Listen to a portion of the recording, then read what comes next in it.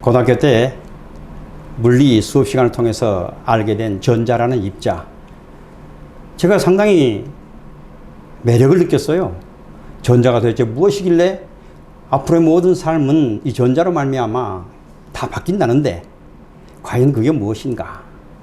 그것을 좀 더 자세하게 알고 싶은 마음이 제 마음 한켠에 자리 잡게 되고, 그것이 결국은 저로 하여금 대학을 전자공학과로 진학하게 합니다.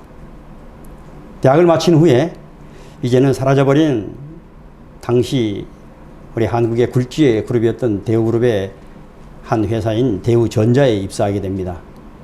막상 대우전자라는 회사에 입사해서 보니 선배, 동료, 후배들, 그들이 가지고 있는 실력이 저보다 월등히 탁월한 것을 제가 발견하게 됩니다. 자연스럽게 그동안에 제가 나름대로 뭐 좀 할 수 있다 이런 생각에 가지고 살아왔었는데, 그런 생각이 한 군데씩 무너지기 시작하더군요. 야, 세상이 넓다. 진짜 실력 있는 사람들이 많이 있구나. 이런 생각을 자연스럽게 갖게 된 것이죠. 감사하게도 회사를 다니는 도중에 업무차 해외 출장을 상당히 많이 나가게 됩니다. 해외 출장 나갈 때마다 새로운 환경, 새로운 나라, 새로운 문화를 경험하게 되고, 그들을 접할 때마다 제 개인적인 마음속에는 야, 세상이 참 넓구나. 그리고 할 일도 많구나. 이런 생각들을 하게 되지요. 결국은 제가 잘 흘러갈 수 있을 것 같았던 그 사업이 이제 무너지고, 그 가운데서도 어쩌면은 그 당시까지 가지고 있었던 경험과 여러 가지 인맥을 통해서 또 다시 사업을 재개해보고자 하는 그런 욕심을 부릴 만도 했지만은, 아, 여기까지다. 하나님께서 그동안에 저에게 성경에 대한 관심을 갖게 하시고 성경을 좀 더 공부하게 만드시고, 또한 인생의 여정 가운데서 엄청난 더 많은 세계를 경험하게 하시고, 그런 일련의 과정을 통해서 하나님께서 지으시고, 또한 하나님께서 이 만물을 다스리시는 그 모든 것들을 경험하게 하셔서 그것을 통하여 이제 이 땅에 있는 주의 백성들에게 예수 그리스도를 증거하는 데에 쓰일 수 있도록 저에게 길을 열어가고 계신다는 생각이 들어서 제가 결국은 이처럼 목사의 길로 접어든 것 같습니다. 사실 신앙생활 하면서 뭐 힘든 일들, 어떤 분들은 교회 안에서 다툼, 또는 믿는 자들 간의 어떤 갈등, 뭐 이런 것들이 힘들었다고 생각할 수 있습니다. 그런데 목회자로서의 가장 힘든 순간은 말씀 가지고 나타나는 갈등입니다.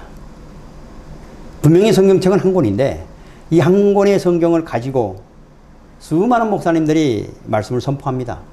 그 선포하는 내용을 들어보게 되면 같은 본문에 전혀 반대되는 얘기가 나올 때도 있습니다.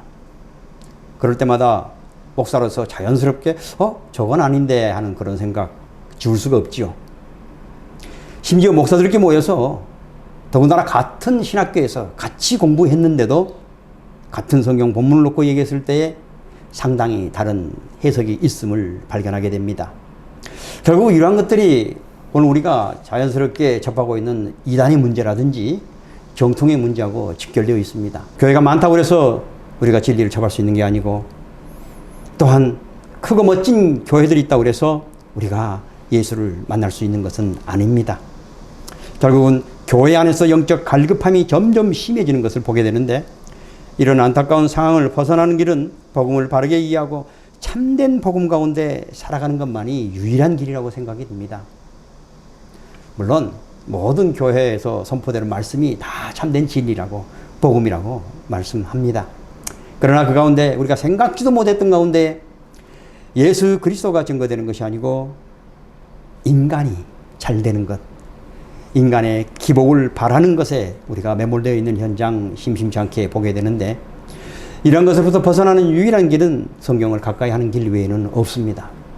아무리 그 목사님이 훌륭해 보이고 그 목사님이 지금 진리의 말씀을 선포한다고 해도 그 목사님도 때가 이르면은 점점점 쇠퇴해 갈 것입니다.